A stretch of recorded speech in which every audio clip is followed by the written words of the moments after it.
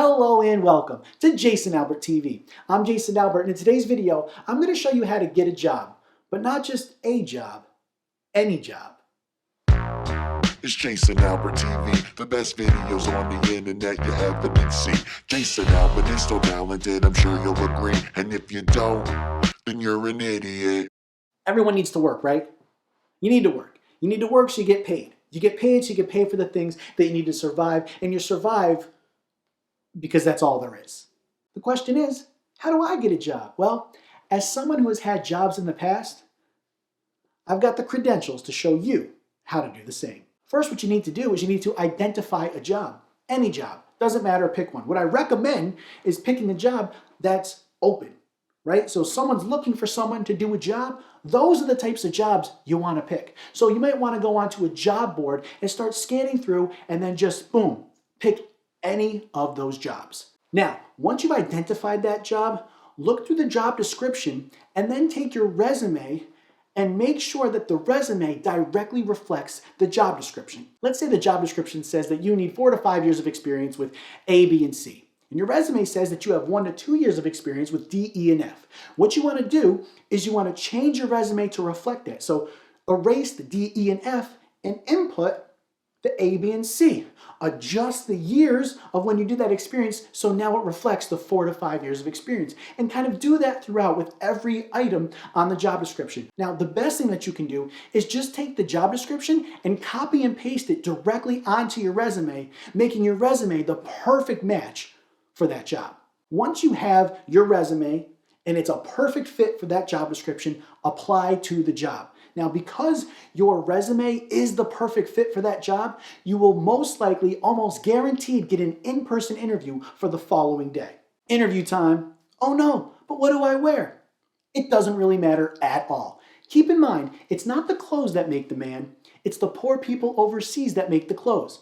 And honestly, interviews are uncomfortable enough as it is, so just wear something comfy. Okay, so you've got the interview, you're dressed, but what time do you show up and what are you supposed to bring? Now, what you might hear is you need to show up early to an interview. Wrong. You don't want to show up early. You want to show up 10 to 15 minutes late. This shows the hiring manager that you had shit to do and he's lucky that you were able to fit him into your busy schedule. And don't bring anything with you. Don't bring copies of your resumes. They already have them. That's how you got the interview. And don't bring a notebook with questions ready to ask. Hiring managers don't want people showing up being prepared for the interview. A truly good person for any job is someone that can improvise. We all know that interviews are the absolute worst. And the reason they're the absolute worst is because they're just a series of the same cliche questions over and over that don't really tell you anything about the person that you're interviewing. And it gets monotonous, it's stupid, it's unnecessary. But if you can answer them correctly, you're almost guaranteed the job. So I'm going to go through a few of those questions and tell you exactly how to answer them. The first question is, tell me a little bit about yourself. Now, this is your chance to be braggadocious.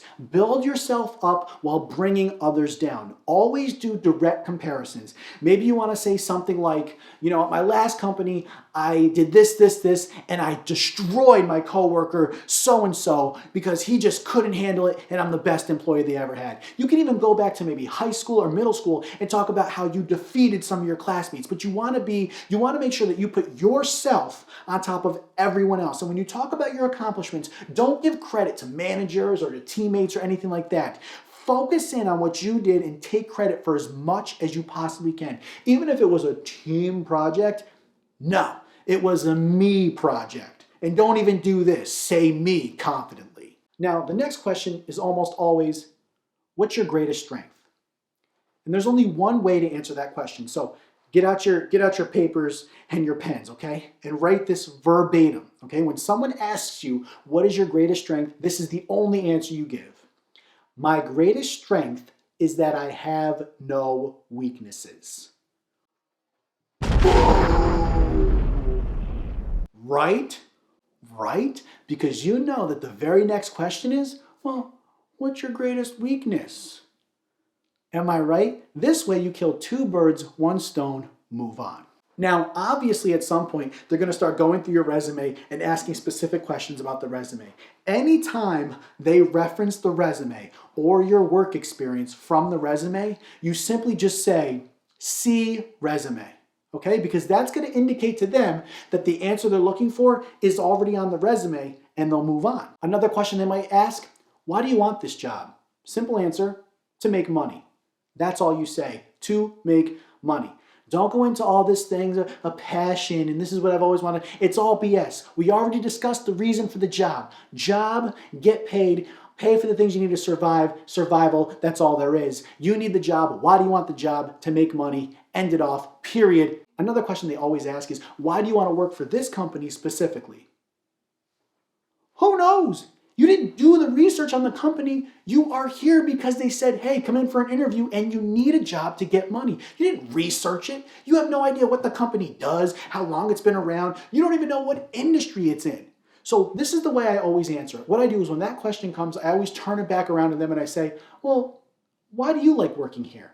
And then after they say what they're going to say, after they tell you why they like working for the company, I simply say, me too. Sometimes they throw you a curveball, right? Sometimes they ask you a question you have no idea how to answer. Now, when you get those questions, the best way to answer those is to simply say the word pass. When you say pass, that means that you're not going to answer that question and that they should move on to something else. Now, once they're done asking you all of their questions, they're going to turn it back around on you and ask if you have any questions for them. At this point, stand up and walk out. Don't say a word, just leave. There is nothing left to say. They already know whether or not they're going to hire you. And if you've done everything that I've told you in this video, they will.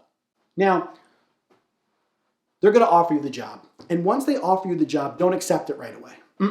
What you need to do is come back at them and say, well, I just got another offer. Doesn't matter if it's true or not, but you say, I just got another offer and they are going to pay me way more money than you are. At that point, because they want you so bad, they're going to say, well, what do we have to pay you in order to get you to work for us? Now you are in full control. At that point, you name any price you want. And that, my friends, is how you get a job. Thank you so much for watching. See you later, crocodile. If you like this vid, then like this vid. If you have something to say, then use the comment section. If you are not subscribed, then subscribe and hit the bell, please. If you don't do these things, you're an idiot.